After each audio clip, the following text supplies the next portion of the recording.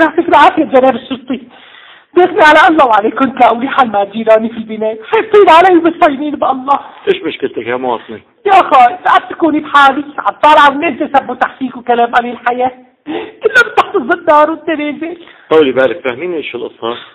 يا حضرة الستي أنا وأنا وحدانية، لا لي ولد لا لي تلد، يعني بعتز تركيب جرة غاز، تعليق ريات، تركيب برداي، بقى بتعرف على الموانئ رافعين برجال بنايتي، زلمز كفتاوية وقبضايات بعجبوك، زدتوا حالهم علي زدت لمعنى، بعمرك يا جارة وتكرمي يا جارة. الله هلا قبضايات زدتوا حالهم عليكي بلا معنى بعلم نسوانهم؟ هلا هن داروا عن النسوان وقصة طلعوا ونزلة، تعرف فعل الخير نبض طبل زمر كان الثواب.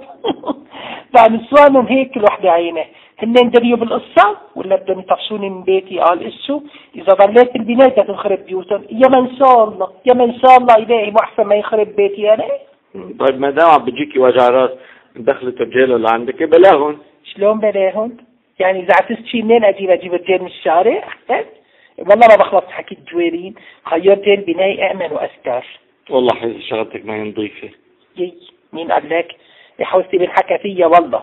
تفضل شوف تفرج على بيتي، شوف النظافة والتقاني، بحب الله بتتفضل بتزورني، لك بركي دخلتك علي تخليهم يحلوا عني. لك شلون بيحلوا عني هيك وجوازهم سري مري على بيتك؟ فهميني. هلا سري ايه بس مري لا، يعني حسب الحاجة مو دائما.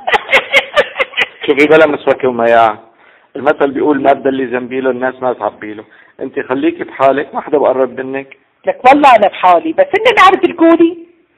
الله ما لك بدي بعد كثر علي الاسبوع البداية كلياتهم سبحوني على قرص الدرجة قالوا لي ايش عطلي، والله رح اعرف فيا.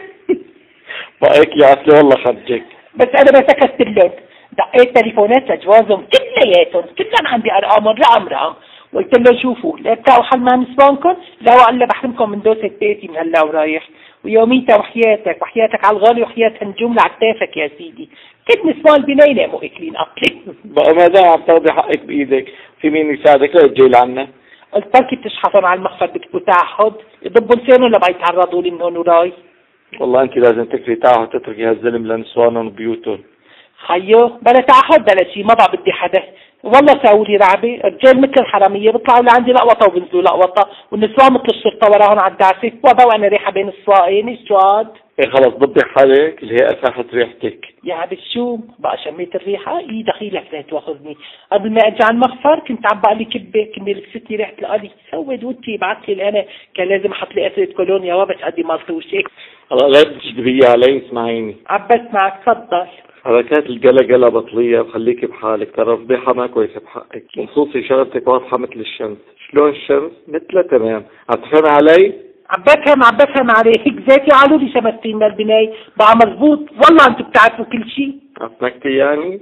عم بقول تضلي عنا وتشوفي التنقيط على اصوله. هي بعد شكل هنا عم بمزح معكم يا لطيف، انتوا شو قد صرتوا ناشفين والله ما بتلقوا مزح. خلص كلامك على عيني وراسي بتأمر امر، ومشانك رح اترك البيت واترك الحاره كلياتها وادور لي على بناية مش خلقه عشان ما يتهموني كمان على شمسته. يلا بعد اذنك لا تواخذني وجعت لك راسك دخيلك الله لا يحرمنا منكم.